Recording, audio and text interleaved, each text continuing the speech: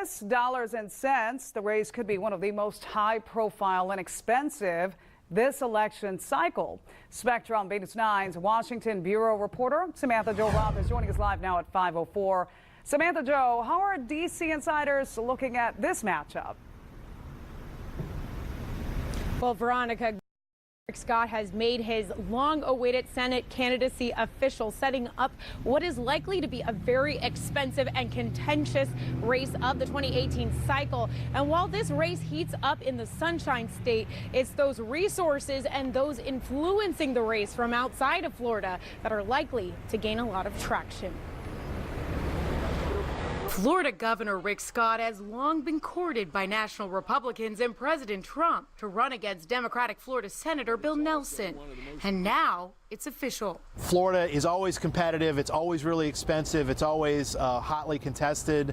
And so I think that Florida immediately becomes one of the, premier Senate races of this 2018 cycle. Washington is watching closely. What happens in this Florida race could have national implications for the balance of power in the U.S. Senate. The advantage for Governor Scott is that he's a known entity. He has his own brand, he has his own platform, and he's going to run his race. Nelson is one of 10 Democrats up for re-election in a state that Trump won in 2016. Political scientist Kyle Kondik says Scott's candidacy puts Democrats on defense in yet another state. Now Democrats are going to have to spend a ton of money in Florida because we know Scott's going to have a lot of money. He's personally very wealthy. He's a good fundraiser. The Democratic Senatorial Campaign Committee has made it clear that defending their incumbents up for re-election is a top priority.